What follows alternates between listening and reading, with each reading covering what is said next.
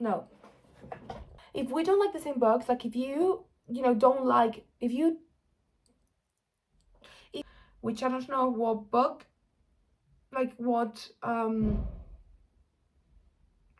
to phrase it simple, okay, there's no, okay, it's loading. That, oh god, this is long. Okay, this is not that long, I can read this. I would help if there is except, oh my god, oh this is long. Well, yeah, I'm not gonna read that one. The ones that are long, I'm like, yeah, nah, this will not read anymore. I don't know how to read. There's nothing that happens with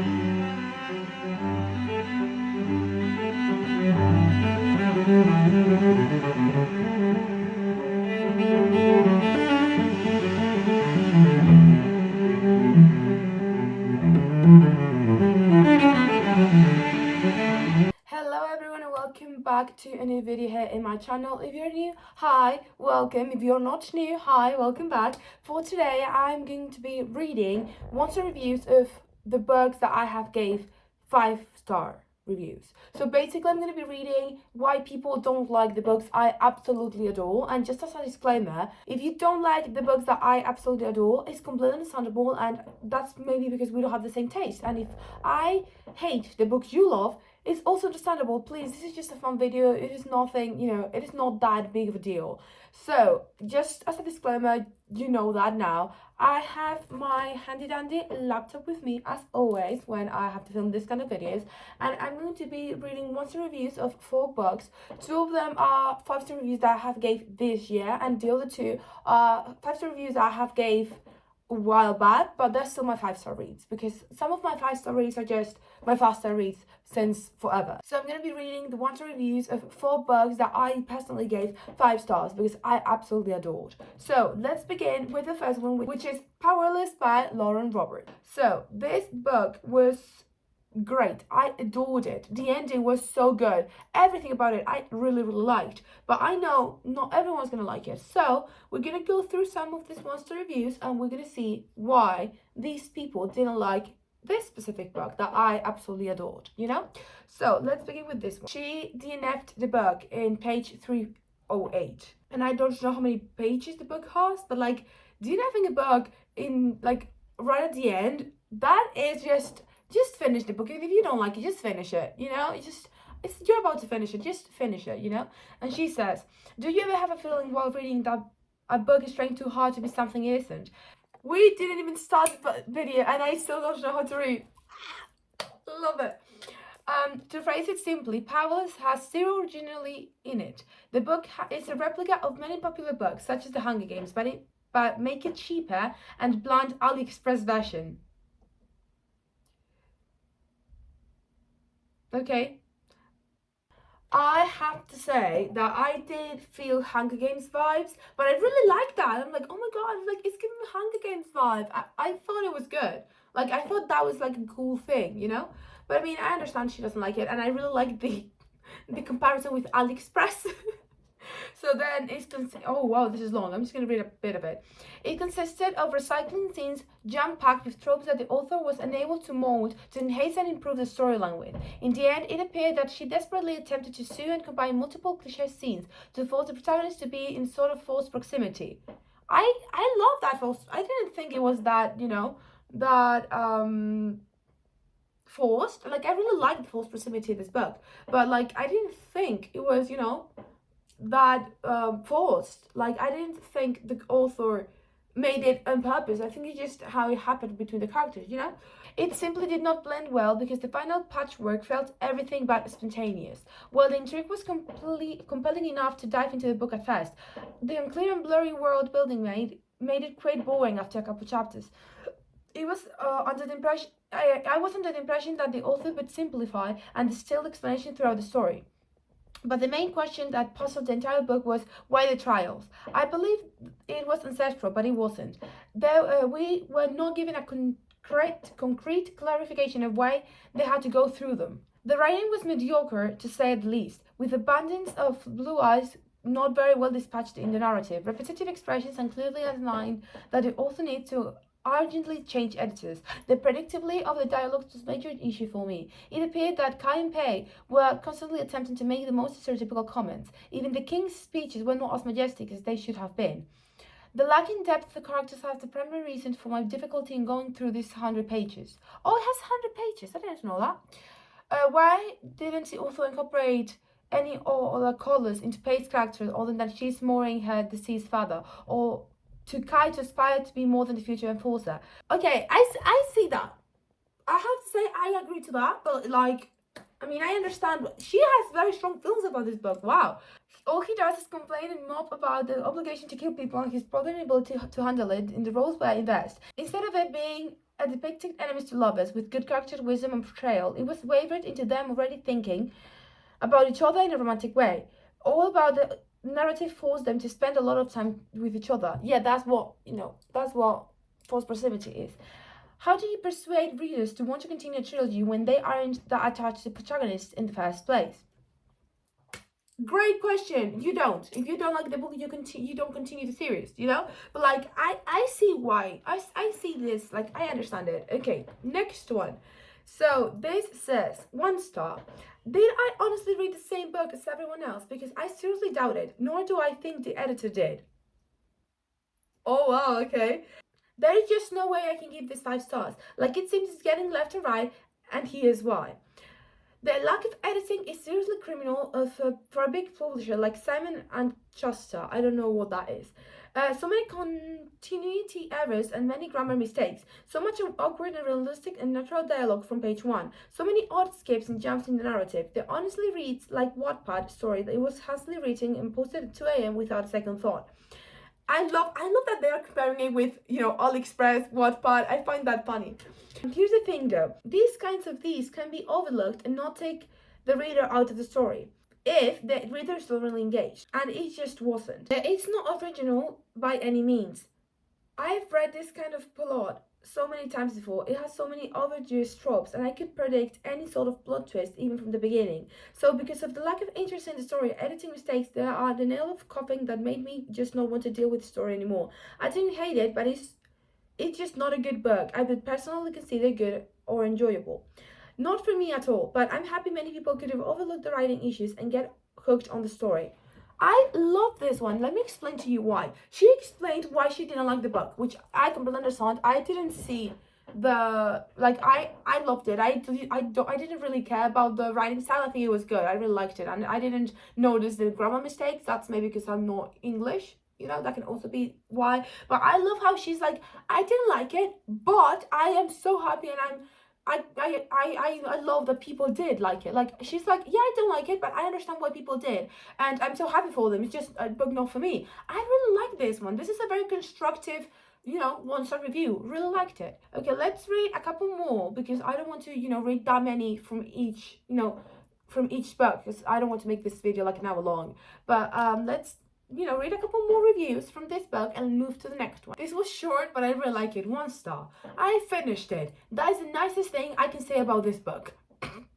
I really like that one. It's like short, simple, straight to the point. Love that one. Okay, this says disappointing.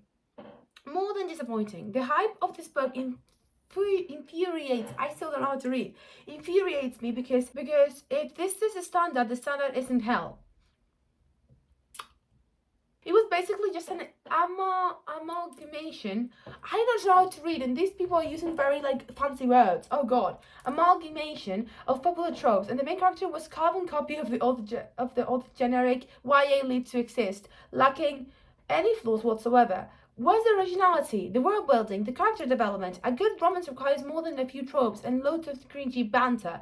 Further, the writing is ridiculously poor and unedited. Why everyone says it's not edited enough? I loved it when I read it. Oh wow. Everyone's like, yeah, it's not good. It's not good editing. I'm like, Oh god, this is long. Okay, I'm not gonna read all of this. I'm just gonna read a bit of it because like this is freaking long. So this girl says, 1 star. What in the Hunger Games Avenging Serpent in the Wings of the Night, Throne of Glass, Young Elite Shatsumi fandom mashup is this? Wow, I have not read most of these books, but I will eventually because I want to read Shatsumi. So, and Throne of Glass, but like eventually. Anyway, this starts saying, I have lost faith in humanity. And I love that first line for a 1-star review, to be honest. I truly do not understand the hype of this at all. There are many other better written romance books out there. It wasn't just it was unoriginal and bad writing, but the romance was awful. The characters bland and plot pacing so damn slow, with so many pointless scenes, that every plot aspect was absolutely riddled with logistic issues. You take time to look at things half second, the whole thing's fall apart irrevocably. The whole thing hinge upon tropes and other people's nostalgia and love for all the books that I listed above. People are actually recommend this to fans of Hunger Games. For the love of God, if you're a true fan of the Hunger Games, do not pick up this book. This is so bad that to compare to that make a mockery of the franchise. The concept of the Hunger Games is sick, short of logic, and makes sense. These whatever trials were in powerless, I don't know why she did this, but whatever, did not make sense. The whole conflict is that this world is king basically skills of the powerless, called ordinaries, and the fatals, which are those two powers so strong that the threat to everyone, ordinary or elite. This has to keep the elite strong for him in power, believing that the producing of the ordinaries will deplete the elite power over time. Okay, fine, but then why would you host the Puring trials? Why am I doing this? She didn't do this in this case, where many of your treasured elites might die. Not only that, but to contradict again, it literally said multiple times that the trials are meant to showcase powers, not to kill each other contestants. But with the name of like purging trials, what else do you think the contestants are going to do? Come on. Also, not contestants are literally childhood best friends or acquaintances, and you tell me that they're not channelly killing them off when it's not even required to win in the trials. I'm sorry, but I'm not rooting for or sympathizing in any of these statistic characters. This isn't morally grey. This is pure evil. These people have very like strong feelings about these books. Oh god. I mean, I get it. They don't like it, but like, wow. I'm not gonna continue this one because this is a long review. I think that's going to be for Powerless because we have more books. So, the next book that I'm going to be reading 1-star reviews of is Maurice by A.M. Forster. This is a book I read for my contemporary literature course module last year and I loved it, and I'm going to be reading why people didn't like it because I loved it. It was a gay story. What do you expect from me? I like gay stuff. Of course. So, this says, 1 star. I couldn't feel much of Maurice or his relationships or what happened with him. His personality is utterly bland and he's superior snob to anyone below his social class. This is probably meant to signify that boring people can be as gay as interesting ones, and that being boring doesn't eventuate these struggles. Personally, I have feel strong about a main character, other than frustrated because she is so dull. One way or another, whether love or dislike, to enjoy a book. It would help if there had been any moderately exciting events in his life, but he just seems to wander around like any other random person, feeling conflicted about his sexuality. That's the point of the book. So, in case you have not read Maurice, the point of the book is that he's a very normal guy.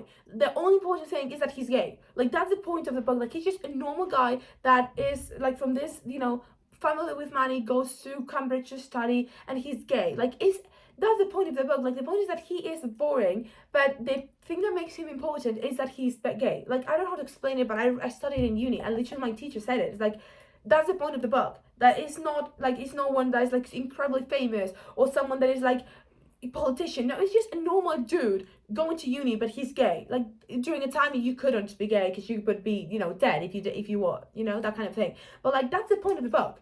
And I understand that's the point that you don't like, but that's the actual thing of the book. I didn't feel bad about this first boyfriend breaking up with him. That first boyfriend was so fucking... I don't like that character. But anyway, I just started to ship them. And if you could call it that, the tiniest bit because they went through so much frustrating lust and angst before ending up together. But then Foster destroyed it. Eventually, he sticks second boyfriend right at the end, whose relationship with Maurice turned to be a surprise with the departure of Maurice's usual attitude. But the book ended before even he got a chance to start liking them. Let me explain. I love that I know what I'm talking about. So let me explain what happened. So there's two boyfriends. Okay, the first one is a freaking dickhead. I don't know if I can say that, but like he's not a good boyfriend. And then the second boyfriend is like nicer. The thing is, the first relationship is a very toxic relationship. So when they leave, Maurice goes with the second boyfriend to live, his life, whatever, apart of everyone, so they could be happy together and stuff. And apparently there's two endings. One of them, Maurice leaves the guy for his sister and then comes back because he figures out he doesn't like a woman. But in the actual novel, like the one I read, and I think that the one that is actually more important is that sense, like the more famous one, is that they just live together and be happy for the rest of their lives. But yeah, okay, I get what, but the fact that you like the first boyfriend, that was a very toxic, not good boyfriend, and I mean that says quite a lot about you, I think. But that's personally my idea. So I'm gonna finish this. I would consider checking out the movie adaptation of Howard's End, and he's supposed to be his first novel, and that's why I might try the novel. Maurice was not good introduction to Forster to me. Now, if you read this, be prepared for less excitement and involvement with character's life and his own stake and commentary on the sad state of gay rights and acceptance in the year Maurice was written. I think Forster should have accomplished the same thing by writing an essay about it, and it would have been plenty more engaging. The best thing about this is their dedication, which I wish had preceded more likable book. At least you like the. I mean, I get that you don't like the book, but at least you like the dedication. I feel like that's good. I feel that's good enough. Okay, I get why she didn't like it. Okay, let's read this one. This is short. These two are short. I'm going to read these two together. They're different, but like they're a little short. So one of them is 1 star. I wasn't feeling it. I got up to page 33 and I was thoroughly underwhelmed by the main character, the writing and the plot. The dissatisfaction was probably exacerbated, I feel that's so wrong pronounced, by the fact that I had downloaded a bottled EPUB on my book. Of the book, and every other page font size was different. Maybe one day I'll pick it up on paper and give him more a second chance, but it does not live up to the masterpiece of gay literature everyone is hailing it is. I mean, you read it in ebook, and that usually happens. Like sometimes that happens to me. Like I read an ebook book, and I'm like, I'm not feeling it because I'm not physically, getting the book. But like, if you can try it again, you can try it again, see if you like it. It's fine. You can change your mind. Everyone can change their minds. It's fine. This one is even shorter. This is just 2 lines and says, waste of time. Didn't like the story and the characters. I actually regret reading the book. And Maurice is pathetic piece of shit. I hate the way he treated his mother and sisters. I agree to that. He didn't do that well, but that's because he was in the toxic relationship and the guy was basically kind of, showing him that he, like, that was just because of the toxic relationship and what happened with it. Okay, that's why. Oh, these are also very short. 1 star. I was bored out of my mind. In my opinion, this book had no meaning. 1 star. Even 100 years of gay men and still falling in love with unbelievable men and being pretentious. I struggled through the first several chapters and I was quite confused. I truly love British literature, but this jumps around so much in the beginning that I felt lost. Fair enough. Okay, I agree to that. Wow. Okay, yeah. I mean, I get why. I think with the first review that we read of this book, we can tell. Like, I think you can tell why many people don't like the book just by this first one review, big one, because she literally touches everything that you may not like on the book that have to do with the book. So I agree to that. Let's continue with the next book, that is Book Lovers by Emily Henry. I love Emily Henry. I need to get all her books physically because I don't have any of them physically. I read them on my ebook and I absolutely adored her. And Book Lovers was my book. I read Book Lovers and I was like, yeah, this is me. This is my book. I loved it so much. So let's read why people don't like this book. 1 star. Lamlo, what is this? I have never struggled through the romance book as much as I did with this one. Nora, mid. Charlie, mid. Libby, mid. I don't agree with any of those. I love all the characters in this book. I'm sorry, but there is no single thing about this book that makes up for the fact that there is no substance to it. It feels like Emily Henry considered every trope that sells and decided to bunch them all up and incorporated them into this mess of a book. Some of it was just unappealing. I'm so disappointed. I was so into Sidney's relationship until they chronically referred to each other as Cece. Please. Okay. Okay, I can read this one. 1 star. It's clear now that Emily Henry is not my author. Probably she read all the books that she didn't like. I just can't connect with any of her characters and they are all annoying to me. I won't ever write some good review because I'm not even motivated to that. Lol. Lol. I really tried to love this book, but damn, I couldn't. The writing style was okay, but the plot from the description of the book, I expected rivals enemies to lovers, and it was a big mistake. I should have reached the brain since the time I read Beach Read, loved that book, also 5-star for me, that there will be no rivals. Just two people who didn't like each other, there wasn't even hatred, and who kissed in the first 30% of the book. Also, Nora wanted Charlie right away when he saw each other 2 years after the first meeting. I don't get where it come from. Why did they like each other? There's not supposed to hate each other because of the first meeting. In Beach Read, January at least knew God before the reunion. Plus, oh, so she's comparing this book with Beach Read, which is, it's fair. So she's comparing Beach Read with this book. Okay, I see that. Plus, this book and all authors' other books, considering like rom-coms. Why? I don't know, because there are all have much drama. They all have much drama and no humor. Classic rom-coms. Overall, Nora annoyed me so much. Her whole personality was just she's an ice queen, who's she's not. Charlie was more bearable, but I want to add that he was reminding me so much of guys. Okay, just this comparison, girl. Like, I get it. You didn't like Beach Read, but like you don't have to compare the books. They're different books from the same author, but different books. You don't have to compare them. You don't have to do that. You don't have to do that. Wow. Okay. Maybe I just need to write at least different love interests because this is just so lame and boring. God damn. Libby was the worst, by the way. She annoyed me the most, and I skimmed pages where I skimmed the pages where I saw her name. I couldn't care less about her. Honestly, from the 75%, I skipped everything just to read the epilogue. It was boring if you wondering. My final thoughts are that I will not be reading any more books from Emily Henry. Sorry, not sorry. People say that this book is so old it's for older sisters, and I'm actually the younger one. I don't know why she wrote this. I didn't get this, but like, okay, I get why you don't like it. 1-star review. DNF'd at 70%. I really tried to finish this, but physically I couldn't do it. I thought it was just kind of boring. Charlie and Nora were kind of bland, in my opinion, and I just found myself not really caring about anything anymore. Take my opinion as a grain of salt because I am not Emily Henry girl. I can't connect or grow an attachment to the characters, so I think that's where it lacks for me.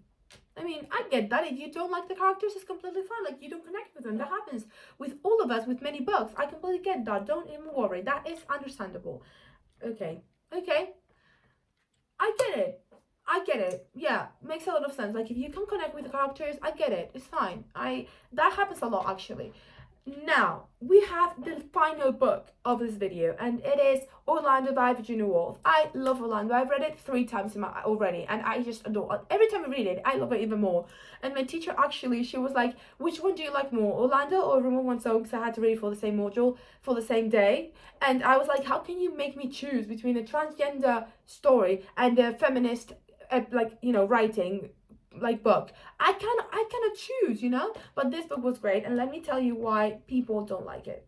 So this says, one review. Vita Sparkle West Son may have called Orlando the longest and most charming love letter in literature, but let me tell you, if someone wrote me a love letter like this, their eyes would be getting dumped shortly thereafter. I love that for you. Hell yeah. You know what yeah, I love that. Okay. This book was like the song that wouldn't end. It goes on and on without saying very much of interest, despite the fact that reading was a serious chore. For whatever reason, I couldn't just give up and toss it aside. I pushed through, even though I often couldn't bring myself to read more than a few pages at a time. It took me several weeks to finish it. However odd the movie was. Oh, there's a movie. I didn't know there was a movie. I still enjoyed it more than the book. Okay, that's fair. I didn't know there was a movie, actually. I think part of the problem is that the fact that Orlando was a boring, shy, winning, immature character who looked 100 years old to grow up. Since the book is pretty much entirely about Orlando, if one is not a fan, the book is not exactly fun to read. Okay. Oh, okay. 1 star. This is 327 pages of description and not a single paragraph of plot. There is nothing that happens. There is a plot, actually. If you don't know what Orlando's about, let me just tell you what Orlando's about. Orlando is about this guy who's actually androgynous, and at one point he dies and becomes a woman. Okay, and he like everything is about like this. It's about identity and about, you know, being woman, being man, what, you know, gender is, what identifying with one gender or another is, and that's the plot. Like he was a very high famous person when he was a man, then he turns into a woman. He sees the shit life the woman had during that time, and he's like, I don't like this, but I feel more me when I'm a woman, you know. And then she marries a woman, and she's like, I feel even freer. Like, I love it. I love it. It's just, I love this book. Okay, so there's nothing that happens, and then it seems like the author might be about make something happen. Oh god, I don't know what I'm reading. It gets lost in a fog or in a dialogue in grand description, and suddenly the reader finds that whatever might be happening it's over without ever materializing. Also, two of the more intriguing promises on the back cover, that Orlando goes from a man to a woman, lives for 300 years, is not addressed satisfactorily, if at all. The gender change occurs in some mystical fashion that involves truth and chastity, and while the change occupies a great deal, the rest of the book is how and why is never addressed at all. The longevity issue is only direct mentioned in the following way: a bunch of blah blah blah about a poem that she's been working on the sentences. She turned back to the first page and relates the date. 1586, written by her own boyish hand. She had working at all close to 100 years now, and even moving to the changes she made the poem. That's it. The author seems to have thrown sex change and immorality just to the hell of it, and no way attempts to give context or understanding to the reader. Lots of boring descriptions about London, yes. Plot or coherent use of literary devices, no. Okay, wow. I feel like I read that so bad compared to the last reviews I've read. But like, okay, yeah, sure. This says, here is my now no longer secret shame. I want desperately to admire Virginia Woolf's fiction, and I just can't. I've tried for years. There is a list attempt, made the book club section, and I couldn't do it. I find her prose impossible, that's a very hard word for me, I don't know how to say that, and I just can't seem to hack my way through the great thicket of it all. This pains me, but there it is. I mean, she's not for you, it's fine. I'm sure there are many other, you know, classic authors that are for you. I get it, it's fine. Like, I can't with Charles Dickens. I cannot for the life of me like Charles Dickens. So I get why you don't like her. Like, if you don't like her, it's just impossible for you. It's fine. There's many other classical authors that you may enjoy, you know? So it's fine. And yeah, I think that's gonna be the last one, because I need to film a couple more videos. I need to do some stuff for uni, and I've been talking for half an hour, and I need to edit, and I need to go get some water because I'm dying. So I hope you enjoyed this video of me reading one-star reviews of the books that I absolutely adore, the books that I rate to 5 stars. If you did, like, subscribe, turn on the post notifications so you can notify when I post a brand new video, and I will see you guys on the next video. And you know, look up for the other version of this, which is reading 5-star reviews of one-star reads. I think I'm gonna do it with 2 stars instead of 1, but like, you know, look up for that because that's coming as well. So I hope you enjoyed it, and I will see you on the next video.